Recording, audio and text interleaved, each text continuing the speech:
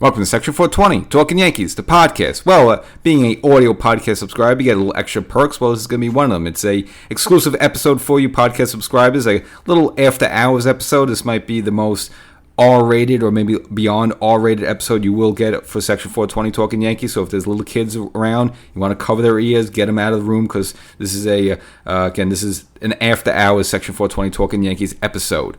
So before we get started, if you want to get these good little stories like this, little side things, make sure you subscribe to this audio podcast. And of course, the show is also available on YouTube, the visual version of the show, where it's more about on the field stuff and not after hours stuff. Section 420 Talkin Yankees, find the show there and subscribe there as well. So you might have saw lately, I guess maybe some headlines, and mainly if you just go to the Yankee website, former Yankee Fritz Peterson passes away at the age of 82. Even though I'm a longtime Yankee fan, never really heard of him, but I guess there's a bit of a legendary story behind him that you won't see on the Yankees website, but it was covered in the New York Post quite extensively, and that was him swapping wives, essentially, with one of his teammates, Mike Kekich. So this is called a Sultan of Swap story here, an actual 1970s wife swap, which I guess maybe that was a thing back in the day, but I'll give you the whole backstory of that. So apparently, Fritz Peterson was married to a girl named Marilyn, and I guess his teammate was Mike Kekich, and he was with a girl named Suzanne. And apparently, I guess they would go out a couple times together. And this incident happened, I guess, 1972, where they went to a steakhouse. Again, the couple was there, both parties. And now instead of one couple leaving together, one party of one couple left, and another party of another couple left, and you left the other two behind. So basically, you had the husband of one team and the wife of the other team, or at least the girlfriend of another team, sitting there. And I guess apparently they just went home together, and you could use your imagination what happened after that.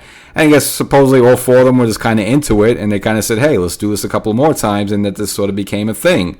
March 4th, 1973, both Fritz Peterson and Mike Kekich held separate press conferences and basically announced that they were trading wives and families. So basically, they traded not only the wives, but basically kids from both parties. So now you would have Fritz Peterson matched up with Suzanne, and Mike Kekich was matched up with Marilyn. Now, in 1974, Peterson would get married to Suzanne. Now, unfortunately, one party was successful. The other party soon after broke up. So there was one successful swap, but the swap didn't happen on the other side there. And so they were married in 1974. Again, whether this was knowledge of the Yankee organization or not. But then shortly before the 1974 season, they decided to ship out Peterson to Cleveland there. So I don't know if it was the course of this or what it was a baseball move, but nevertheless, I guess the Yankee organization pretty much had enough of that.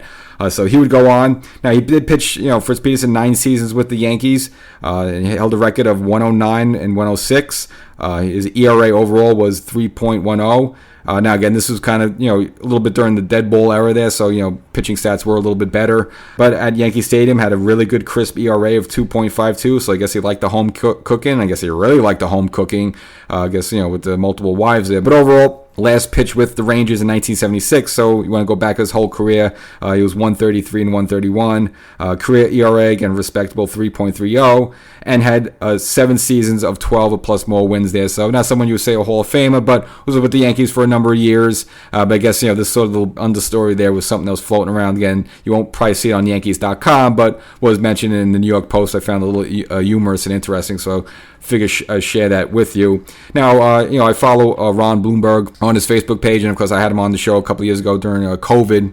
Again, it was nice to be a guest there, and he mentioned that Fritz, obviously he was a teammate with Fritz for a couple of years there, and Fritz would, I don't think Ron didn't mention anything about this story, but at least Ron had a social media posting that Fritz Peterson kind of told him when he would pass away, he would do it in a shocking way to play a joke on Bloomberg. So I don't know what really Peterson had planned there, but it seemed this guy was a bit of a jokester and kind of a bit of a free spirit nonetheless. So it looks like he actually did win his battle, I guess, at least overcame prostate cancer, but then it looks like 2018 was diagnosed with Alzheimer's, and that's seemingly what ultimately, I guess, unfortunate for him to pass away at the age of 82. But again, you have this interesting story of Kekich, and supposedly there was a, movie in the works with the duo of Matt Damon and Ben Affleck. Supposedly they were kicking the tires, actually making a movie about this. I guess it fell through. I don't know if I want those two involved in it because I see them as Boston Red Sox guys. So maybe they're going to use an opportunity to sort of kick dirt on the Yankees there. So maybe good thing that this didn't come to fruition, but it looks like there was possibly a movie deal in place. Maybe it happens at some point. We don't know. It's possible. It would be kind of interesting there. I don't know if you really get a 2-hour movie out of it. So that's the wife swap story. Fritz Peterson, though, dead at the age of two, so the Yankees kind of lose a member of the family there. But at least you have a cool story with that's there that I guess will go on in Yankee lore. Catch you next time.